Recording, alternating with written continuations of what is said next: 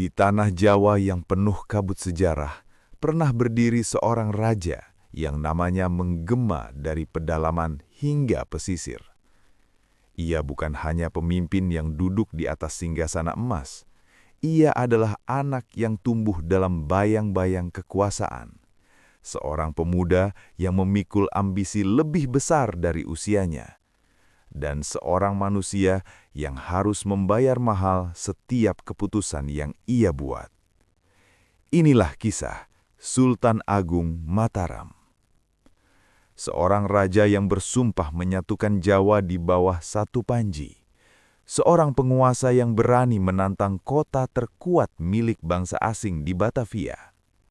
Namun, di balik kejayaan dan gemuruh perang, tersembunyi luka yang tak pernah terlihat, pengorbanan yang tak pernah tercatat, kesunyian yang hanya dirasakan di balik dinding istana. Apakah ia pahlawan yang lahir untuk mempersatukan tanah Jawa? Ataukah seorang raja yang harus kehilangan terlalu banyak demi ambisi besarnya? Malam ini, kita akan menyelami sisi paling emosional dari perjalanan hidupnya.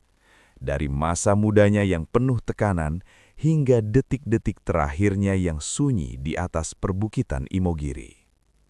Siapkan hati Anda, karena kisah ini bukan hanya tentang perang dan kekuasaan. Ini tentang mimpi, kehilangan, dan harga dari sebuah takdir. Sebelum kita mulai, jangan lupa dukung channel ini dengan menekan tombol subscribe, like, dan tuliskan pendapat Anda di kolom komentar. Dukungan Anda membuat kisah-kisah sejarah Nusantara terus hidup dan dikenang. Angin sore berhembus pelan menyusuri halaman Keraton Mataram, membawa aroma tanah basah dan suara gamelan yang terdengar sayup dari kejauhan. Di antara pilar-pilar kayu jati yang menjulang kokoh, seorang anak laki-laki berdiri diam memandangi langit yang mulai berubah jingga. Namanya Raden Mas Rangsang, putra raja, pewaris tahta, dan sejak hari ia mampu memahami kata-kata, ia tahu hidupnya tak pernah benar-benar menjadi miliknya sendiri. Sejak kecil, ia jarang dipanggil hanya dengan namanya. Orang-orang membungkuk dalam-dalam, menyebutnya Kanjeng Pangeran, seolah ia bukan anak yang ingin berlari di sawah atau bermain di tepi sungai, melainkan lambang masa depan yang harus dijaga dalam aturan dan tata krama. Setiap langkahnya diawasi, setiap ucapannya diperhatikan, bahkan tawanya pun kadang dianggap terlalu keras bagi seorang calon raja.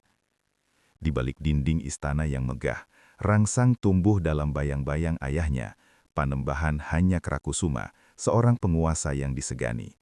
Setiap kali sang ayah berjalan melintasi pendopo, para abdi dalam menunduk lebih dalam, para bangsawan menahan nafas. Wibawa itu begitu besar, begitu berat, hingga Rangsang sering bertanya dalam diam, apakah suatu hari nanti ia mampu memikulnya. Malam-malamnya tidak pernah benar-benar sunyi. Dari balik tirai kamarnya, ia sering mendengar bisik-bisik para pejabat istana, tentang wilayah yang belum tunduk, tentang adipati yang setia hanya di depan wajah raja, tentang ancaman dari pesisir utara. Kata-kata seperti kekuasaan, pengkhianatan, dan penaklukan menjadi lagu pengantar tidurnya. Ia masih remaja, tetapi dunia seolah memaksanya dewasa lebih cepat. Suatu malam ketika bulan menggantung pucat di atas atap keraton, ibunya datang menghampiri. Perempuan itu duduk di sampingnya, menatap wajah anaknya yang mulai kehilangan kepolosan. Rangsang, ucapnya lembut, menjadi anak raja bukan tentang kehormatan. Ini tentang kesanggupan menanggung beban yang tidak semua orang sanggup pikul. Rangsang menunduk. Ibu, apakah ayahanda tidak pernah takut? Sang ibu tersenyum tipis, namun matanya menyimpan kesedihan yang dalam. Raja pun manusia. Ia hanya tidak boleh terlihat takut. Kalimat itu tertanam kuat di hati Rangsang. Sejak saat itu, ia belajar menyembunyikan gelisahnya. Ia berlatih memanah hingga lengannya gemetar. Ia belajar strategi perang hingga larut malam. Ia menghafal silsilah, wilayah, adat, dan hukum. Ia berdiri tegak, meski pundaknya terasa semakin berat. Setiap pujian tentang kecerdasannya terdengar seperti pengingat bahwa kegagalan bukanlah pilihan. Namun istana bukan hanya tempat belajar, ia juga arena penuh bayangan. Tidak semua senyum tulus, tidak semua hormat datang dari hati. Rangsang mulai menyadari ada mata-mata yang mengawasinya, bukan untuk melindungi, tetapi untuk menilai. Ada bangsawan yang berbisik di balik pilar, meragukan apakah ia cukup tegas, cukup kuat, cukup layak. Pada suatu perjamuan ketika ia duduk di sisi ayahnya, seorang adipati tua memandangnya lama. Tatapan itu bukan sekedar hormat, ada tantangan di sana. Rangsang merasakannya seperti ujung tombak yang tak terlihat. Malam itu, untuk pertama kalinya, ia menyadari bahwa menjadi pewaris berarti menjadi ancaman bagi sebagian orang. Hari-hari berlalu, dan bayangan tentang masa depan semakin nyata. Di medan latihan, ia melihat para prajurit berkeringat di bawah terik matahari. Mereka kelak akan berperang atas namanya. Mereka akan mengorbankan hidup untuk keputusan yang ia buat. Pikiran itu membuat dadanya sesak. Apakah ia pantas memimpin mereka? Apakah ia cukup kuat untuk memerintahkan seseorang menuju kematian demi kejayaan Mataram? Suatu sore, ketika hujan turun deras membasahi halaman istana, Rangsang berdiri sendiri di bawah pendopo. Ia memandangi tetes air yang jatuh tak henti-hentinya. Dalam suara hujan itu, ia mendengar gema masa depan yang belum terjadi. Ia tahu, suatu hari nanti ia harus memilih, menjadi raja yang dicintai namun lemah, atau raja yang ditakuti demi persatuan. Langkah kaki ayahnya terdengar mendekat. Panembahan hanya Krakusuma berdiri di sampingnya tanpa berkata apa-apa, hanya menatap hujan bersama. Beberapa saat kemudian, sang ayah berbicara pelan namun tegas. Tanah Jawa tidak pernah benar-benar bersatu. Banyak yang tunduk karena takut, bukan karena setia. Kelak, jika engkau memimpin, engkau harus menentukan sendiri jalanmu. Rangsang menoleh, mencoba membaca wajah ayahnya. Tidak ada kelembutan di sana, hanya ketegasan seorang penguasa yang telah melihat terlalu banyak pengkhianatan. Namun di balik itu, ia menangkap sesuatu yang jarang terlihat. Kekhawatiran. Malam itu Rangsang tidak bisa tidur. Ia duduk bersila di kamarnya, menatap keris pusaka yang terletak di depannya. Benda itu bukan sekedar senjata, ia simbol kekuasaan, simbol darah, simbol takdir. Dengan tangan gemetar, ia menyentuh gagangnya. Dalam hatinya, ia berbisik, "Jika takdir memang menempatkanku di singgasana, maka aku tidak akan hanya menjadi bayangan. Aku akan mengubah tanah ini, apapun harganya." Angin malam berhembus lebih kencang, seolah membawa sumpah itu ke seluruh penjuru Mataram. Seorang anak raja yang dulu merasa terasing, kini mulai memahami jalannya. Bukan jalan yang mudah, bukan jalan yang penuh senyum, tetapi jalan yang akan mengubah sejarah Jawa selamanya. Dan di balik gemuruh langit yang menggelap, Raden Mas Rangsang berdiri di ambang takdirnya, perlahan meninggalkan masa kecilnya, melangkah ke dunia yang kejam, di mana ambisi dan pengorbanan akan saling menuntut harga yang tidak pernah kecil. Hari ketika kabar itu datang, langit Mataram terasa lebih kelabu dari biasanya. Genderang tidak ditabuh dengan gagah, melainkan dengan irama lambat yang membuat dada terasa berat. Panembahan hanya Krakusuma telah wafat. Istana yang selama ini berdiri kokoh mendadak terasa rapuh. Para bangsawan menunduk dalam-dalam, tetapi di balik kain batik dan sorot mata yang tertunduk, tersimpan pertanyaan yang sama. Apakah Raden Mas Rangsang siap menggantikan bayangan sebesar itu? Di pendopo agung, ia duduk bersila mengenakan busana kebesaran. Wajahnya tenang, tetapi di dalam dadanya, badai tak berhenti berputar. Ia bukan lagi anak yang berdiri memandangi hujan. Hari itu, ia menjadi pusat dari seluruh harapan, ketakutan, dan ambisi Mataram. Ketika mahkota simbolik kekuasaan disematkan, ia merasakan berat yang berbeda. Bukan di kepala, melainkan di hati. Sorak kesetiaan menggema, namun ia tahu kesetiaan seringkali rapuh. Ia bisa melihatnya dari tatapan beberapa adipati yang terlalu cepat menunduk. Mereka patuh, tetapi belum tentu setia. Mereka hormat, tetapi mungkin menyimpan perhitungan. Malam pertama sebagai raja, ia tidak merayakan apapun. Ia berdiri sendirian di halaman istana, memandangi obor-obor yang menyala di kejauhan. Di kejauhan itu pula terhampar tanah Jawa yang belum sepenuhnya tunduk. wilayah pesisir masih kuat dengan pengaruhnya sendiri. Surabaya berdiri sebagai kekuatan besar. Madura mengamati dari seberang laut. Dan di Batavia, bangsa asing yang berkulit pucat mulai menanam akar. Di bawah langit yang sunyi, ia mengingat kembali sumpah yang pernah ia bisikkan saat muda. Ia tidak ingin hanya mewarisi kerajaan. Ia ingin menyatukan Jawa di bawah satu panji. Bukan sekedar untuk kejayaan, tetapi untuk mengakhiri perpecahan yang membuat tanah ini mudah diinjak-injak kekuatan luar. Keesokan paginya, perintah pertama keluar dari bibirnya. Pasukan disiapkan, perbekalan dikumpulkan, utusan dikirim ke wilayah-wilayah yang belum tunduk. Beberapa memilih menyerah dengan hormat, beberapa menolak dengan angkuh, dan bagi yang menolak, perang menjadi bahasa terakhir. Medan pertama yang besar adalah Surabaya. Kota pelabuhan itu bukan lawan kecil, dindingnya kuat, pasukannya terlatih, pemimpinnya berani. Ketika kabar bahwa Mataram akan menyerang menyebar, banyak yang mengira Rangsang terlalu muda untuk mengambil langkah sebesar itu. Mereka lupa bahwa tekad tidak diukur dari usia. Perjalanan pasukan Mataram menuju Surabaya seperti gelombang panjang yang tak terbendung. Debu beterbangan di sepanjang jalan. Ribuan prajurit melangkah dengan keyakinan, membawa tombak, keris, dan harapan akan kemenangan. Di antara mereka ada wajah-wajah muda yang belum pernah mencium bau darah. Ada pula prajurit tua yang sudah berkali-kali melihat kematian. Sultan Agung, gelar yang kini ia sandang, tidak hanya duduk di balik dinding istana. Ia ikut menyertai pergerakan pasukan, berdiri di garis depan strategi. Ia mendengarkan laporan, memetakan jalur suplai, menghitung kemungkinan pengkhianatan. Namun di sela-sela kesibukan itu, ia sering menatap para prajuritnya dalam diam. Mereka percaya padanya. Mereka siap mati atas namanya. Pengepungan Surabaya berlangsung lama. Tidak sehari, tidak sebulan. Waktu menjadi senjata sekaligus musuh. Mataram memutus jalur suplai, melemahkan perlahan. Di dalam kota, kelaparan mulai merayap.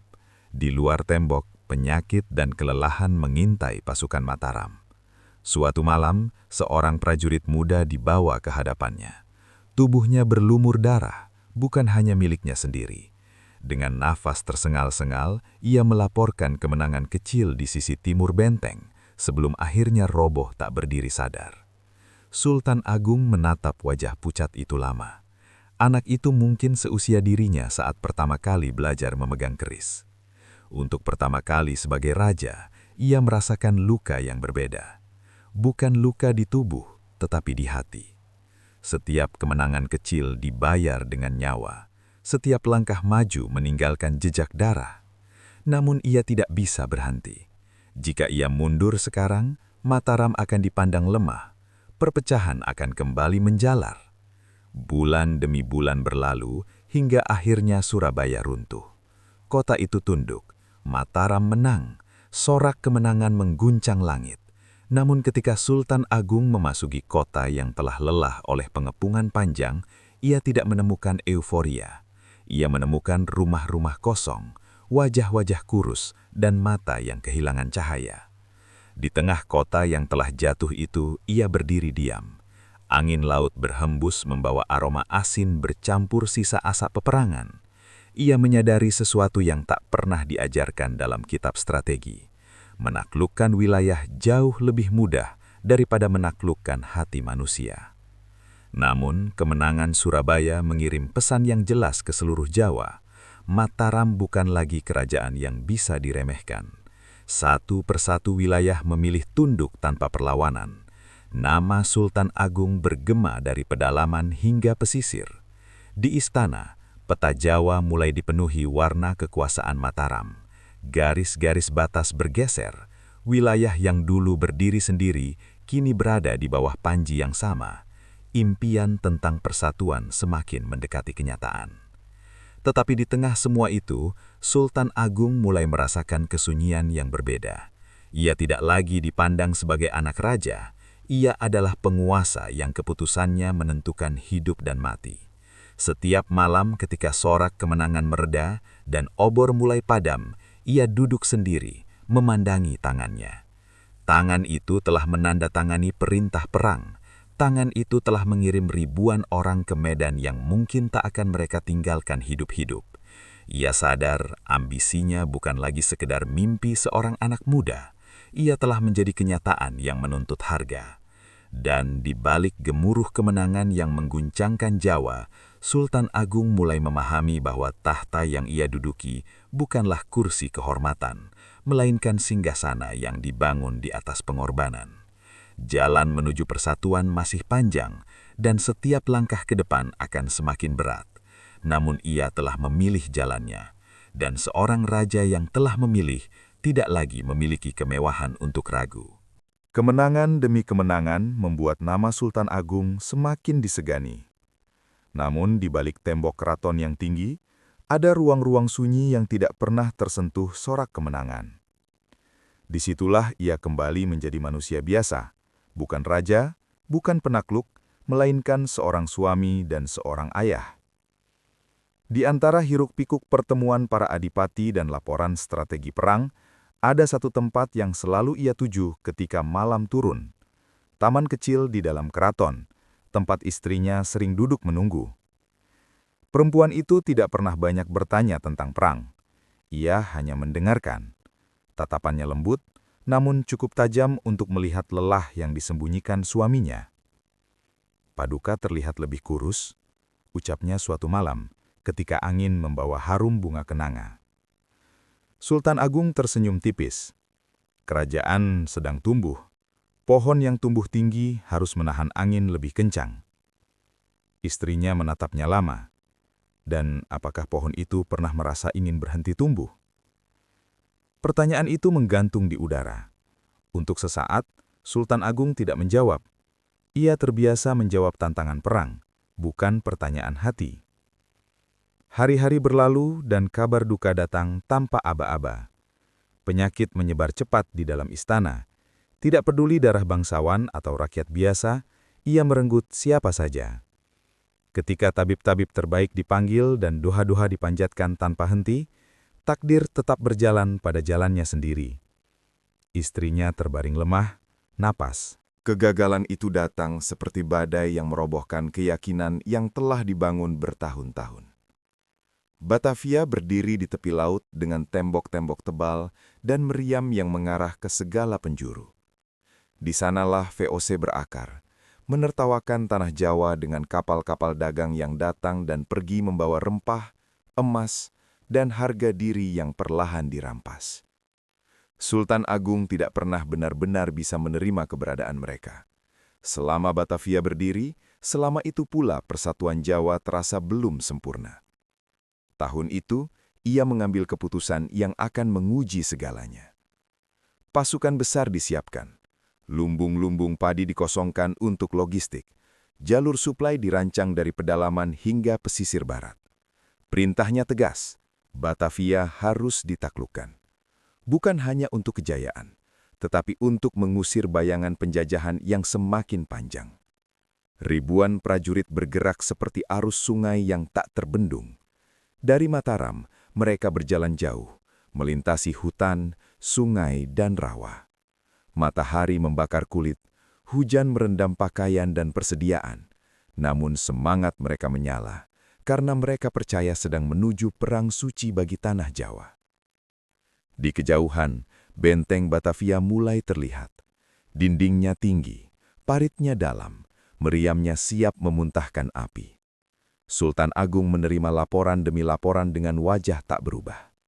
Ia tahu, ini bukan seperti menaklukkan kota-kota di pedalaman. Ini adalah perang melawan musuh yang berbeda. Musuh yang tidak hanya mengandalkan pedang, tetapi strategi dan kelicikan. Serangan pertama dilancarkan dengan keyakinan penuh. Pasukan Mataram mengepung, memutus jalur suplai, mencoba melemahkan pertahanan.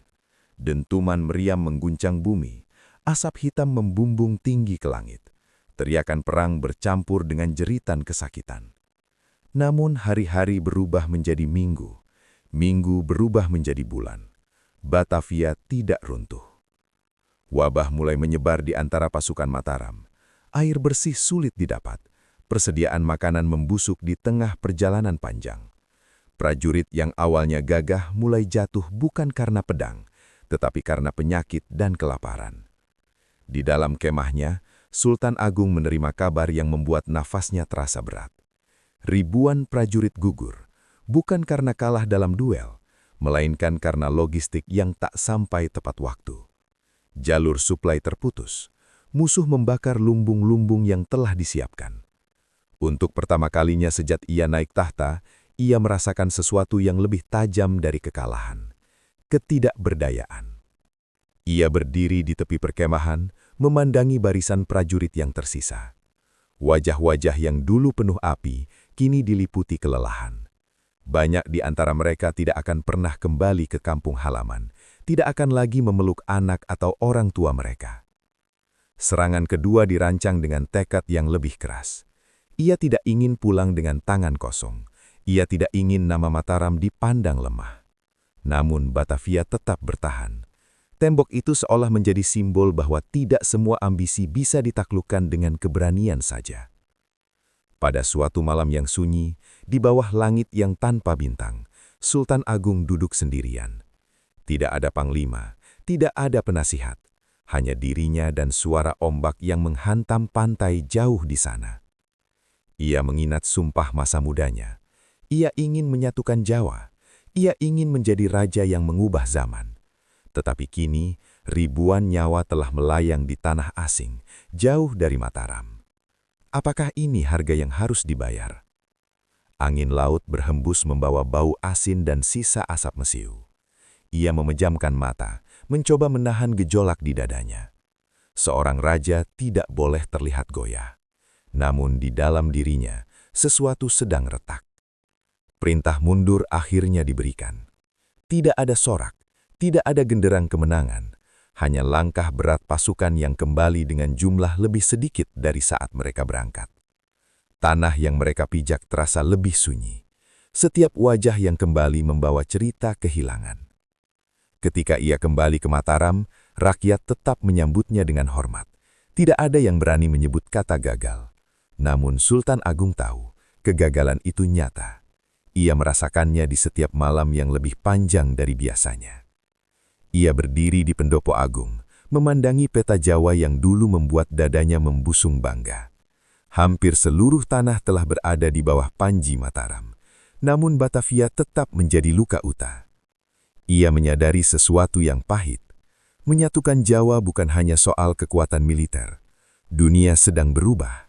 Musuh yang ia hadapi bukan sekedar kerajaan lain, melainkan kekuatan asing dengan cara berpikir berbeda. Malam itu, ia tidak memanggil siapapun, ia tidak memerintahkan apapun. Ia hanya duduk dalam diam, membiarkan kesunyian berbicara lebih jujur daripada penasihatnya. Ambisinya tidak padam, tetapi ia tidak lagi menyala dengan kobaran yang sama.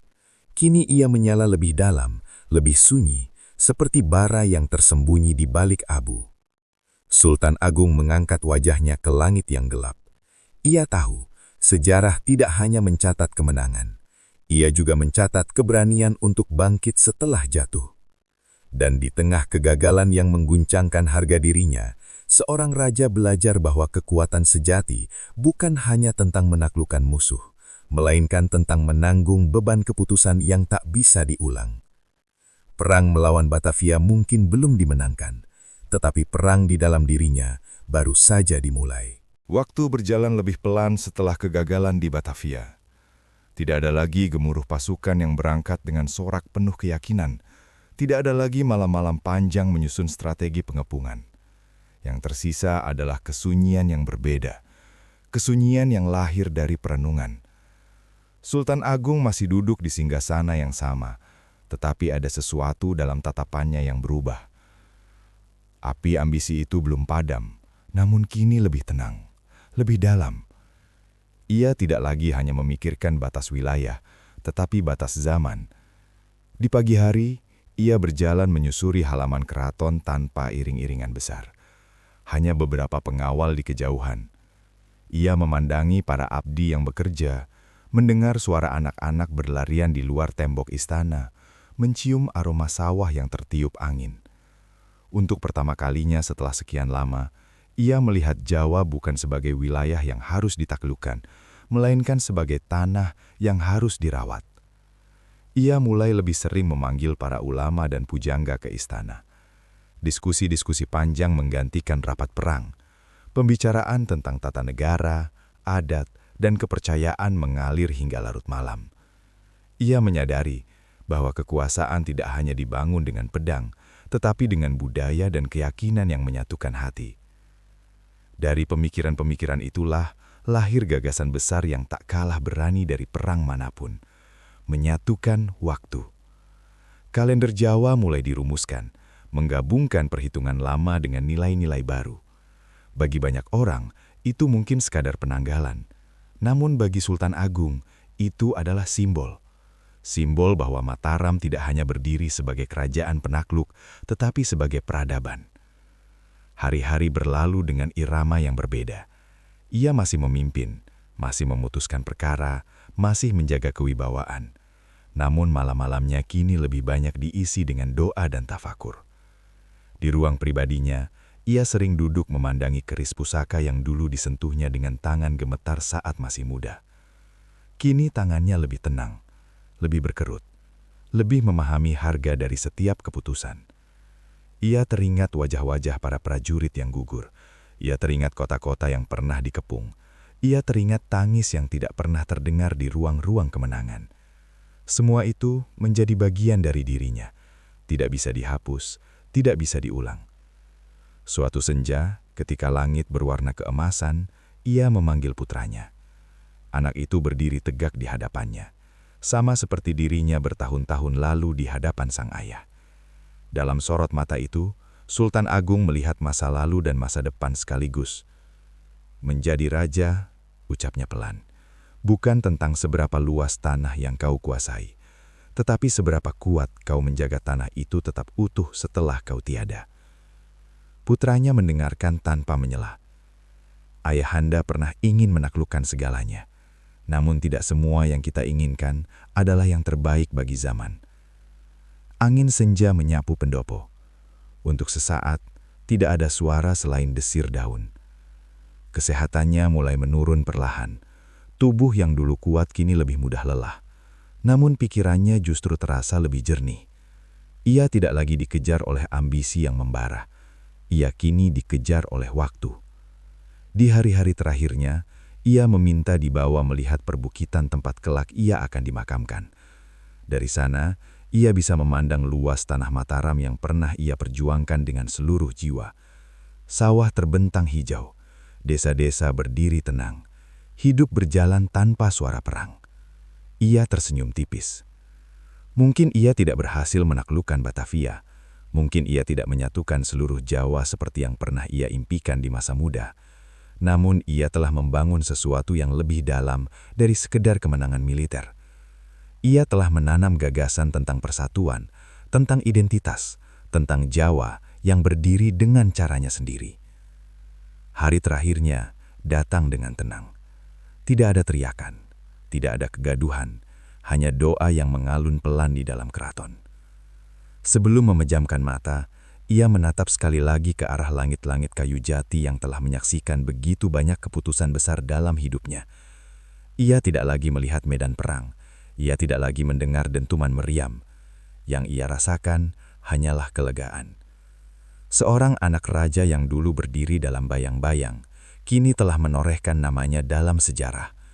Seorang pemuda yang bersumpah akan mengubah Jawa, telah berbayar dengan ambisi, dengan kehilangan, dengan kegagalan, dan dengan keteguhan. Dan ketika nafas terakhirnya terlepas perlahan, tanah Mataram tidak hanya menghilangkan seorang penguasa, ia menghilangkan seorang manusia yang pernah bermimpi terlalu besar, jatuh terlalu dalam, namun tetap berdiri hingga akhir. Di atas perbukitan Imogiri, angin terus berhembus melewati makamnya, seakan membawa bisikan yang tak pernah benar-benar hilang. Bahwa kekuasaan bisa pudar, bahwa ambisi bisa gagal, namun warisan seorang raja yang berani bermimpi akan selalu hidup dalam ingatan zaman.